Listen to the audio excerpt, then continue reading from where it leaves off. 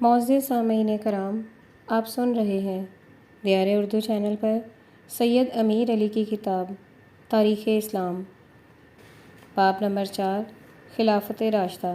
یزید بن ابو سفیان کے ڈویژن میں مکہ کے کئی ایک ایسے مشہور اشخاص شامل تھے جن میں سے بیشتر فتح مکہ سے پہلے حضور صلی اللہ علیہ وآلہ وسلم کے ساتھ لڑ چکے تھے۔ اب شام کے مال غنیمت سے متاثر ہو کر انہوں نے رضاکاروں کی حیثیت سے یزید بن سفیان کے ڈویژن میں شمولیت اختیار کر لی تھی۔ مکیوں، مدنیوں اور تہامیوں میں شدید اختلافات تھے۔ ان اختلافات نے آگے چل کر نمایاں اور واضح صورت اختیار کر لی تھی۔ چوتھا ڈویژن جو وادی اردن کی طرف روانہ ہوا تھا، شرجیل کے ماتحت تھا، ابو سفیان کے دوسرے بیٹے معاویہ کے ماتحت، جنہوں نے آگے چل کر خلافت پر قبضہ کیا۔ ایک ریزرو فوج تھی۔ عمرو بن العاص نے زیرین فلسطین کی طرف بڑھ کر غزہ اور یروشلم کو ہراساں کر دیا۔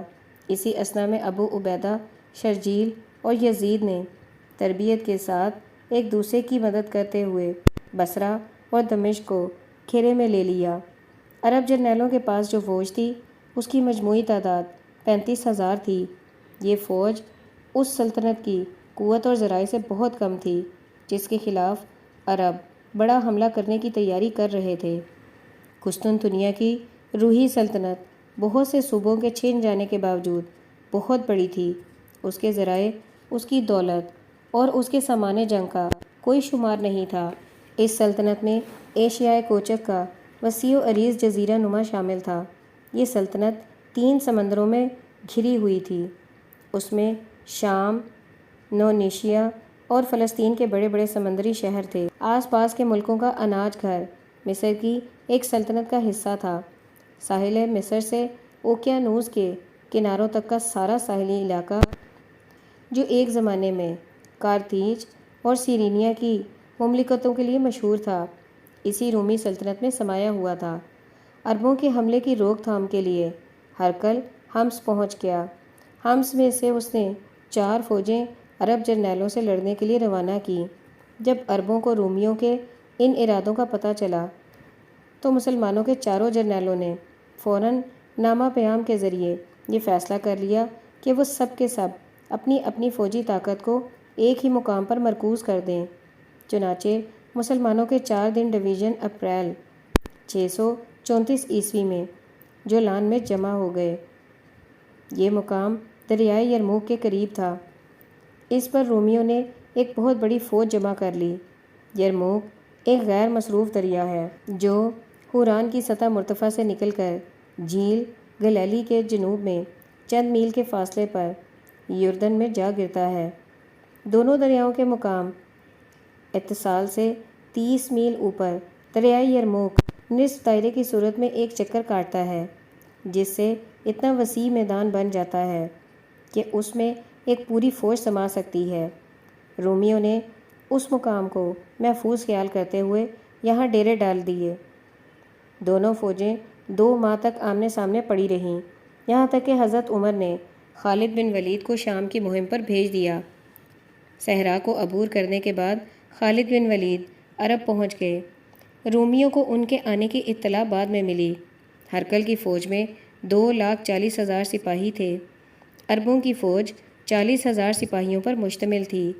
آخر کار 30 اگست 634 عیسوی کو رومی فوج اپنے خیموں سے باہر نکلی۔ دونوں فوجوں میں لڑائی شروع ہوئی۔ یرموک کی اس لڑائی میں رومیوں کو شکست ہوئی۔ جنوبی شام پر عربوں کا قبضہ ہو گیا۔ تقریباً انہی دنوں حضرت ابو بکر کا انتقال ہوا۔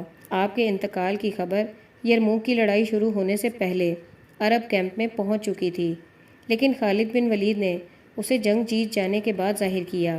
حضرت عمر نے خالد بن ولید کی جگہ ابو عبیدہ کو سالار اعظم مقرر کیا۔ خالد بن ولید نے ایک ماتحت کی حیثیت سے اپنی مہم کو پہلے ہی کی طرح جاری رکھا۔ ایک ایک کر کے عربوں نے شام کے شہروں پر قبضہ کرنا شروع کر دیا۔ حمص، دمشق، حلب اور دوسرے شہروں نے عرب فوج پر اپنے دروازے کھول دیے۔ عرب فوج بڑھتے بڑھتے رومیوں کی مشرقی راجدھانی انطاکیہ تک جا پہنچی۔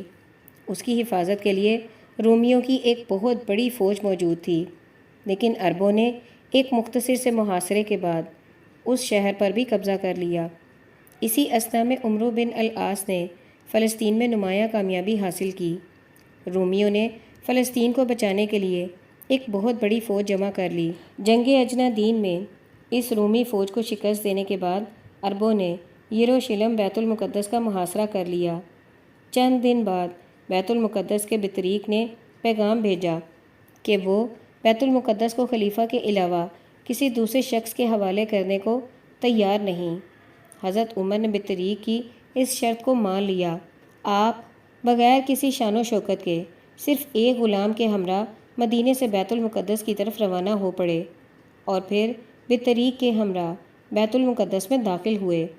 حضرت عمر نے عیسائیوں کے کلیسا میں اس لیے نماز پڑھنے سے انکار کر دیا کہ مسلمان اسی بنا پر اس کلیسا کو اپنی عبادت گاہ نہ بنا لیں۔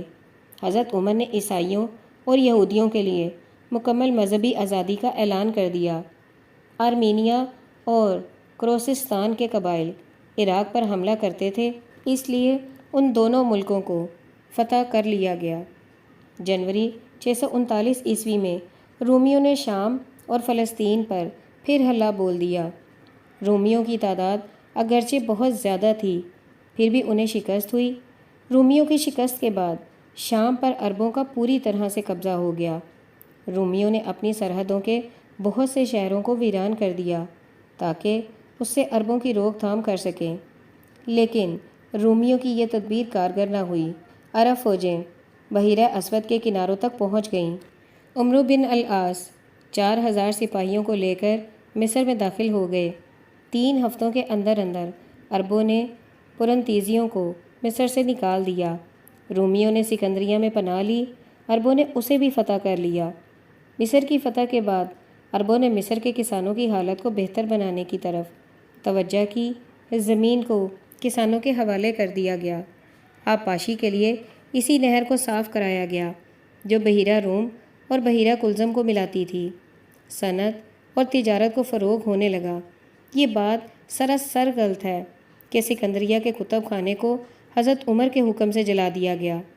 یہ کتب خانہ سکندریہ میں عربوں کے داخل ہونے سے پہلے جولیس سیزر اور تھیوڈوس کے عہد میں جلایا جا چکا تھا۔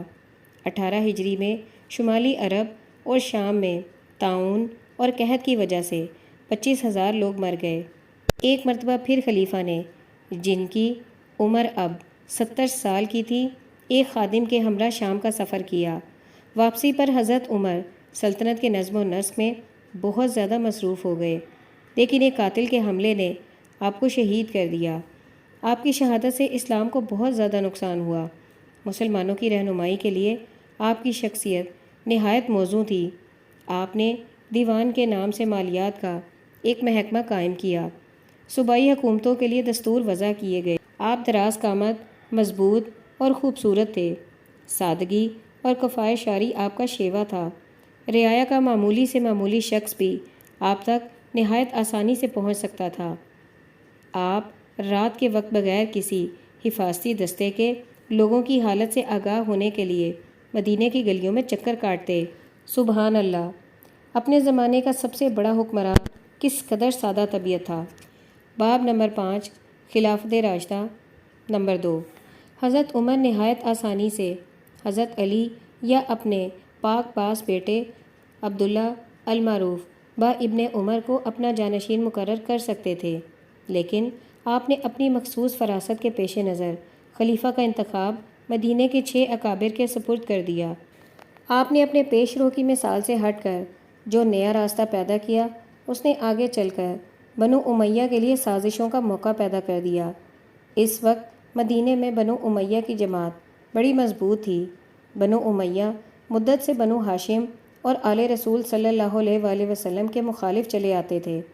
بنو امیہ کو ان سے نفرت تھی۔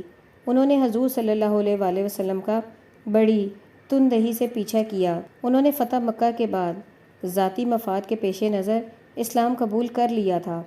انہوں نے اسلام کے عروج میں اپنی ذاتی ترقی کو پا لیا تھا۔ وہ ان سابقوں کو حسد کی نگاہ سے دیکھتے تھے جو خلافت کی مجلس مشاورت میں شریک تھے۔ اور جو حکومت کے بڑے بڑے عہدوں پر متعین تھے۔ ان بزرگ ہستیوں کی پاک اور سادہ زندگیاں بنو امیہ کی خود غرضیوں اور جاہ طلبیوں کی راہ میں رکاوٹ تھیں۔ انہوں نے نہایت آسانی سے ان بدوئی قبائل کو اپنے ساتھ لیا جو رشتے میں ان سے ملتے تھے۔ ان کی سازش نے حضرت علی کو خلافت سے دور رکھا۔ 3 دن کی تواتر بحث اور تمہیز کے بعد منتخب کرنے والوں نے حضرت عثمان ابن عفان کو خلیفہ مقرر کیا۔ آپ بنو امیہ میں سے تھے۔ حضرت عثمان اگرچہ پاک باز، نیک دل اور دیانت دار تھے، لیکن آپ اتنے بوڑھے اور معمر تھے کہ آپ حکومت کے کاروبار کو نہیں سنبھال سکتے تھے۔ آپ بہت جلد اپنے خاندان کے اثر میں آ گئے۔ حکومت کے سارے کام کاج میں آپ کو اپنے سیکرٹری مردان پر بھروسہ کرنا پڑتا تھا۔ بنو امیہ میں مردان سب سے زیادہ بے اصول تھا۔ حضور صلی اللہ علیہ وآلہ وسلم نے مردان کو ایک مرتبہ عہد شکنی کرنے پر مکے سے خارج کر دیا تھا۔ حضرت عثمان کے خلیفہ منتخب ہوتے ہی حضرت علی نے آپ کے ہاتھ پر بیعت کر لی۔ حضرت عثمان کے زمانے میں بنو ہاشم اور بنو امیہ میں ایک ایسی خاندانی لڑائی کا آغاز ہوا جو 100 سال سے زیادہ مدت تک جاری رہی۔ آپ کے عہد میں صرف یہی واقعہ ہوا تھا۔ حضور صلی اللہ علیہ وآلہ وسلم کی ذات گرامی نے اکھڑ عربوں کو متحد کر دیا تھا۔ حضرت ابو بکر اور حضرت عمر کی سختی نے ان عربوں کو منضبط کر دیا تھا، لیکن اب ان عربوں نے قریش کے غلبے کے خلاف ابھرنا شروع کیا۔ عرب نے مختلف حصوں میں بغاوت کے بیج بوئے جانے لگے۔ پرانی رقابت کی آگ جو تقریباً بجھ چکی تھی پھر سے سلگنی شروع ہوئی۔ اس سے اسلام کو شدید نقصان پہنچا۔ حضرت عثمان نے حضرت عمر کے مقرر کردہ بیشتر عہدے داروں کو معزول کر کے ان کی جگہ اپنے خاندان کے ناتجربہ کار لوگوں کو مقرر کر دیا۔ آپ کے عہد حکومت کے ابتدائی 6 سال میں لوگ اگرچہ ان نئے عہدے داروں کی سختیوں تلے دبے ہوئے تھے، پھر بھی وہ خاموش رہے۔ عرب کے آس پاس کے صوبوں میں عربوں کو چونکہ مشترکہ دشمن کا سامنا تھا، اس لیے عربوں کی فوجیں ان علاقوں میں مصروف رہیں۔ ماوراء النہر میں ترکوں کی شورش بلخ کی فتح کا سبب بنی۔ عربوں نے اسی طرح ہرات، کابل اور غزنی کو فتح کیا۔ جنوبی ایران کی بغاوتوں کی وجہ سے کرمان اور سیستان پر قبضہ کر لیا۔ نئے مفتوحہ ملکوں میں حضرت عمر کی حکمت عملی اختیار کی جاتی۔ ان ملکوں کے فتح ہوتے ہی ان ملکوں کی ترقی کے لیے تمام ذرائع صرف کر دیے جاتے۔ پولیس کی تنظیم کے ذریعے تجارت کو فروغ دیا جاتا۔ شمال کی طرف سے بازنطینی حملوں کے سبب عربوں کو بحیرہ اسود کے اس علاقے کی طرف بڑھنا پڑا جسے آج کل ایشیائے کوچک کہا جاتا ہے۔ افریقہ میں طرابلس اور برقہ پر قبضہ ہوا۔ بحیرہ روم میں جزیرہ قبرص پر قبضہ کیا گیا۔ رومیوں نے مصر کے دوبارہ فتح کرنے کے لیے جو جنگی بیڑا روانہ کیا تھا اسے سکندریہ کے قریب تباہ کر دیا گیا۔ جب دور دراز علاقوں میں اسلام کو اس طرح کامیابی نصیب ہو رہی تھی تو مدینے میں حضرت علی نے عرب قوم کی ذہنی ترقی کی بنیاد رکھی۔ مدینے کی مسجد میں حضرت علی اور عبداللہ بن عباس فلسفہ، منطق، تاریخ اور فقہ پر لیکچر دیتے۔ آپ کے علاوہ دوسرے لوگ بھی مختلف علوم پر تقریریں کرتے تھے۔ مدینے میں اس علمی تحریک کی بنیاد رکھی گئی جس نے آگے چل کر بغداد میں شاندار صورت اختیار کر لی۔ اسی اثنا میں بعض گورنروں کی ناروا سختیوں کی خبریں مدینے میں پہنچ رہی تھیں۔ آخرکار مختلف وفد اپنی اپنی شکایات لے کر مدینے پہنچ گئے۔ ان کی تسلی ہو جانے کے بعد وہ واپس چلے گئے۔ راہ میں انہوں نے مردان کا ایک خط دیکھ لیا جس پر خلیفہ کی بھی مہر لگی ہوئی تھی اور جس میں صوبائی گورنروں کو یہ لکھا ہوا تھا کہ وہ اپنے اپنے علاقے کے وفد کے سردار کو قتل کر دیں۔ اس پر وفد کے ارکان نے مدینہ پہنچ کر حضرت عثمان سے مطالبہ کیا کہ وہ مردان کو ارکان وفد کے حوالے کر دیں۔ بعض امویوں نے بھی اس مطالبے کی حمایت کی تھی۔ حضرت عثمان نے یہ مطالبہ ماننے سے انکار کر دیا۔ اس پر ارکان وفد نے حضرت عثمان کو ان کے گھر میں محصور کر لیا۔ اس مصیبت کی گھڑی میں امویوں نے خلیفہ کا ساتھ چھوڑ دیا، شام کی طرف چل دیے، لیکن حضرت علی اور ان کے بیٹوں نے حضرت عثمان کی حفاظت کی۔ آخر کار 2 محاصرین دیوار پھاند کر اندر داخل ہو گئے۔ انہوں نے حضرت عثمان کو شہید کر دیا۔ شہادت کے وقت آپ کی عمر 82 سال تھی۔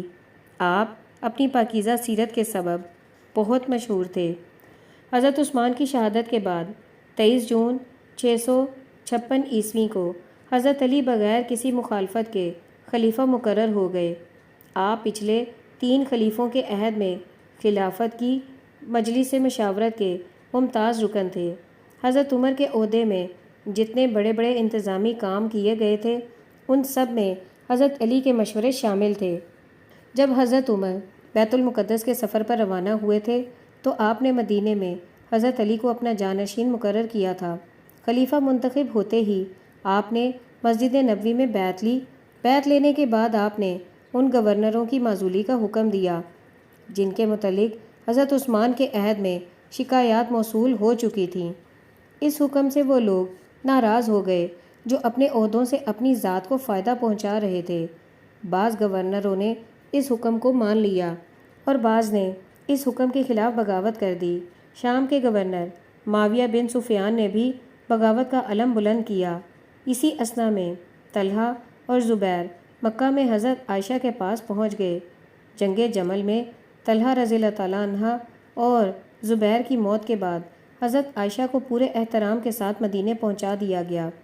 اب حضرت علی نے شام کی طرف توجہ کی۔ صفین کی لڑائیاں ہوئیں۔ شامی فوج کے پاؤں اکھڑ چکے تھے۔ عمرو بن العاص کے مشورے پر شامی فوج نے اپنے نیزوں پر قرآن کے اوراق لٹکائے ہوئے الامان الامان کا نعرہ بلند کیا۔ لڑائی بند ہو گئی۔ سارا معاملہ ثالثوں کے سپرد کر دیا گیا۔ حضرت علی کی طرف سے ابو موسیٰ اشعری اور والی شام کی طرف سے عمرو بن العاص ثالث مقرر کیے گئے۔ عمرو بن العاص نے بڑی ہوشیاری سے اپنا فیصلہ صادر کروا لیا۔ اب حضرت علی کوفہ کی طرف چل دیے۔ وہ لوگ جو کل تک ثالث مقرر کیے جانے کے حق میں تھے اب حضرت علی کے خلاف ہو گئے۔ انہوں نے بغاوت کر دی۔ اس بغاوت میں شامل ہونے والے خارجی کہلاتے ہیں۔ 27 جنوری 661 عیسوی میں جبکہ حضرت علی کوفہ کی مسجد میں نماز پڑھ رہے تھے شہید کر دیے گئے۔ آپ کی شہادت پر خلافت راشدہ کا دور ختم ہوتا ہے۔ باب نمبر 6 خلافت راشدہ پر تبصرہ۔ مدینے میں حضور صلی اللہ علیہ وآلہ وسلم کی 2 سالہ زندگی میں باہمی لڑ مرنے والے قبیلوں اور خاندانوں کو ایک بہت بڑے عقیدے کے ماتحت ایک قوم بنا دیا گیا تھا۔ اس تھوڑی سی مدت کا یہ کام تاریخ کے صفحات پر ہمیشہ کے لیے ایک حیرت انگیز کارنامے کی صورت میں ثبت رہے گا۔ حضرت ابو بکر کے عہد خلافت میں جن قبیلوں پر قابو پایا جا چکا تھا انہوں نے اپنی زندگی کی طرف پلٹ جانے کی کوشش کی۔ اس کے بعد نیل کی طغیانی کا سما دیکھا جا سکتا ہے، لیکن جہاں کہیں یہ سیلاب گزر جاتا ہے وہ زمین کو شاداب اور سرسبز بنا دیتا ہے۔ عربوں کے اس سیلاب نے جو زیادہ تر ہمسایہ قوموں کی دشمنی کی وجہ سے امٹ پڑا تھا، ملکوں اور قوموں پر اسی قسم کا اثر کیا۔ خلافت راشدہ کے 30 سالہ دور میں عربوں میں ایک حیرت انگیز تبدیلی پیدا ہو گئی تھی۔ بڑے بڑے شہروں کو خوبصورت عمارتوں سے آراستہ کیا جا رہا تھا۔ تن آسانی پیدا ہو رہی تھی۔ وہ نظام جو جزیرہ نما میں رائج تھا اسے مفتوحہ ممالک میں بھی رائج کیا جا رہا تھا۔ ایرانی، ترک اور یونانی جو مسلمان ہو جاتے تھے وہ کسی نہ کسی عرب قبیلے یا خاندان کے حلیف موالی بن جاتے تھے۔ اس طرح یہ موالی اپنی طاقت اور اپنے اقتدار میں اضافہ کر لیتے تھے۔ اگرچہ سب عربوں پر ایک مرکزی دینی عقیدہ غالب تھا لیکن ان کی آمیزش نے کبھی مکمل صورت اختیار نہیں کی تھی۔ اس لیے خلافت راشدہ کے دور کے اختتام پر مملکت اسلام کو 2 جماعتوں میں بٹا ہوا دیکھا جا سکتا ہے۔ حضور صلی اللہ علیہ وآلہ وسلم کے زمانے سے پہلے کے مکہ کی طرح ایک جماعت بنو ہاشم کی طرفدار تھی اور دوسری جماعت بنو ہاشم کے شدید دشمنوں بنو امیہ کی حامی تھی۔ عمرو بن العاص کے طرز عمل نے اسلام میں ناقابل تلافی شگاف پیدا کر دیا تھا جس کا نتیجہ حمیریوں اور مزریوں کی صورت میں ظاہر ہوا۔ اسلام میں اس وقت مذہبی فرقہ بندی نہیں ہوئی تھی۔ خوارج بھی صرف بیعت کے مسئلے میں اختلاف کرتے تھے۔ وہ حضرت عمر کے بعد کسی خلیفے کے قائل نہیں تھے خلیفہ حکومت کا سب سے بڑا سردار ہوتا تھا۔ اس کی مدد کے لیے ایک مجلس مشاورت تھی جس کے ارکان صحابہ رسول میں سے تھے۔ اس مجلس مشاورت کے اجلاس مسجد نبوی میں ہوا کرتے تھے۔ مجلس مشاورت کو اکثر مدینہ کے اکابر اور بدوئی سردار کی اعانت حاصل ہوتی تھی۔ کئی ایک صحابیوں کو سپرد حکومت کے بڑے بڑے فرائض تھے۔ مثال کے طور پر حضرت ابو بکر کے عہد خلافت میں حضرت عمر کے سپرد عدل اور زکوٰۃ کی تقسیم تھی۔ حضرت علی کے سپرد مراسلات اور جنگی قیدیوں کی نگہداشت اور ان سے متعلق زر فدیہ کے کام تھے۔ ایک دوسرے صحابی فوجی سامان کی تیاری کے محکمے کے نگران تھے۔ اسی طرح نظم و نسق کے ہر شعبے کی کڑی نگرانی کی جاتی تھی، لیکن کسی مسئلے کا مشاورت کے بغیر فیصلہ نہیں کیا جا سکتا تھا۔ خلافت راشدہ کے 30 سالہ دور میں حکومت کے اندر حضرت عمر ہی کی حکمت عملی جاری رہی۔ یہ حکمت عملی حضرت عمر کی زندگی کے بعد بھی قائم رہی۔ آپ کی حکمت عملی کا مقصد عربوں کو متحد کرنا اور عرب قبائل کو ایک قوم بنانا تھا۔ حالات سے مجبور ہو کر آپ نے غیر ملکی فتوحات کی، لیکن آپ کی یہ بہت بڑی خواہش تھی کہ غیر ملکیوں میں مقیم ہو کر عرب اپنی قومیت کو نہ کھو دیں اور وہ دوسرے ملکوں کے باشندوں میں مدغم نہ ہو جائیں۔ اگر حضرت عمر چند سال اور زندہ رہتے تو آپ عربوں میں یکسانیت پیدا کر دیتے اور اس طرح آپ ان خانہ جنگیوں کا تدارک کر دیتے جنہوں نے بعد میں اسلام کو نقصان پہنچایا۔ آپ کی حکمت عملی کے بعض پہلو خاص توجہ کے قابل ہیں۔ آپ نے سب سے پہلے عرب سے تمام مخالف اور دشمن عناصر کو خارج کر دیا۔ اپنی مملکت کو خاص اسلامی مملکت بنانے کے لیے آپ نے اپنی سلطنت کو بڑھانے سے گریز کیا۔ آپ نے اس دور اندیشی کے پیش نظر جو آنے والے حکمرانوں میں مفقود تھی، اپنی مملکت کے استحکام اور اس کی ترقی کا انحصار زرعی طبقوں پر رکھا۔ اس مقصد کے حصول کے لیے آپ نے مفتوحہ ملکوں میں زرعی اراضی کی فروخت ممنوع قرار دے دی۔ صوبوں کو غیر ملکی عناصر کے اثرات سے بچانے کے لیے آپ نے مفتوحہ ملکوں کی اراضی کی خرید کو عربوں کے لیے ممنوع قرار دیا۔ اس طرح کاشتکاروں اور زمینداروں کے حقوق محفوظ ہو گئے۔ ان قوانین کے بنانے میں غالباً آپ کا یہ منشا تھا کہ عربی نسل کو غیر عربوں کی آمیزش سے بچایا جا سکے۔ اس قسم کا منشا تاریخ کے قدیم اور جدید ادوار میں کوئی نیا نہیں ہے۔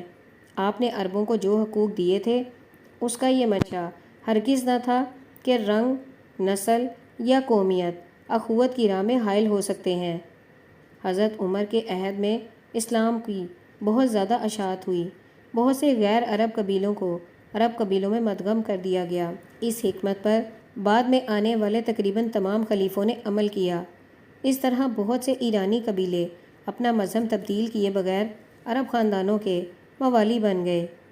اسی طرح شام اور مصر کے بہت سے عیسائی قبائل اور افریقہ کے کئی ایک بربری قبائل عرب قبیلوں کے ساتھ منسلک ہو گئے۔ اسلام کے بنیادی اصول ایسی جمہوریت پر مبنی ہے جن میں سوشلزم کا ہلکا سا رنگ پایا جاتا ہے۔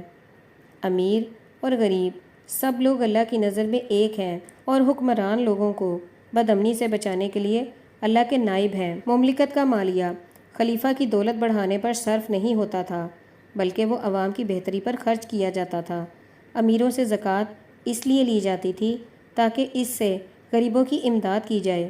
سخاوت اور صداقت کو بھی ایک آئینی صورت دی گئی تھی۔ چنانچہ یہ دیکھا جا سکتا ہے کہ خلافت راشدہ کے ابتدائی ایام میں بیت المال کے لیے نہ کوئی سپہ مقرر تھی اور نہ حساب کتاب کے لیے رجسٹروں کی ضرورت تھی۔ عشر کسی چیز کا 10واں حصہ جو بطور محصول لیا جاتا تھا کو براہ راست غریبوں میں بانٹ دیا جاتا تھا یا اسے ان فوجوں کی اسلحہ بندی پر صرف کیا جاتا تھا جو مملکت کی حفاظت کے لیے مقرر تھیں۔ مال غنیمت میں سب برابر کے شریک ہوتے تھے۔ جوان، بوڑھے، عورت، مرد، غلام اور آزاد سب کے لیے مساوی حصہ ہوتا تھا۔ آگے چل کر جب یہ تقسیم قابو سے باہر ہو گئی تو ایک مقررہ روزینہ دیا جانے لگا۔ ایک درجہ دار شرح کے مطابق ساری قوم میں وظائف کی صورت میں مالیہ تقسیم ہونے لگا۔ یہ وظائف صرف مسلمانوں کو ہی نہ ملتے تھے بلکہ بعض ذمیوں کو ان کی وفاداری اور ان کی خدمات کے صلے میں بھی ملتے تھے۔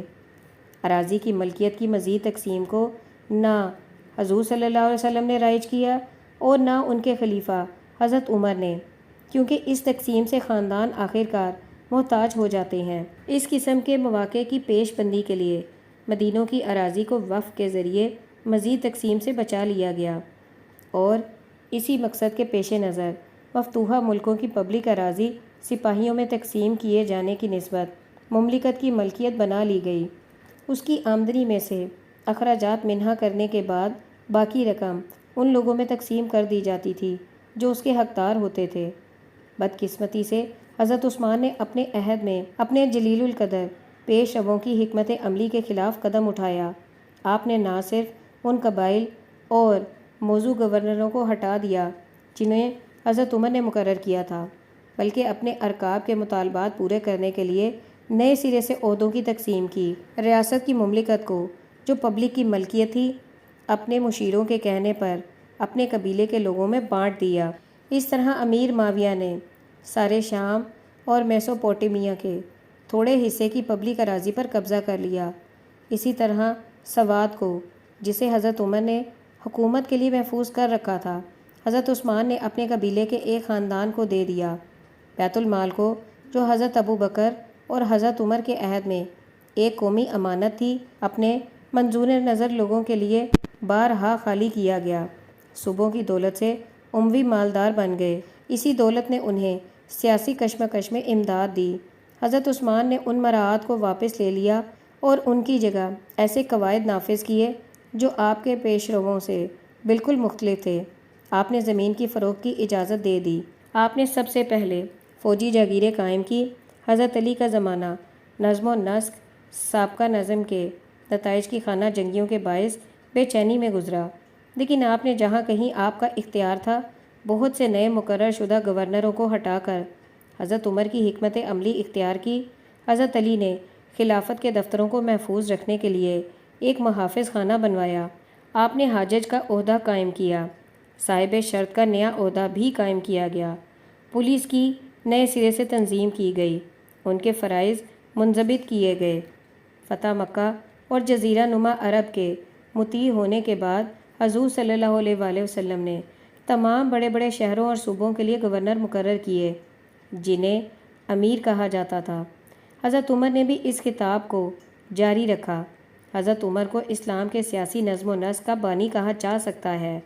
آپ نے مفتوحہ ممالک کو امارات میں تقسیم کیا تاکہ ان کے نائبین کو اس قابل بنایا جا سکے کہ وہ اپنے اپنے ملکوں کے ذرائع کو ان ملکوں کی بہتری کے لیے صرف کریں۔ اہواز اور بحرین کو ملا کر ایک صوبہ بنایا گیا۔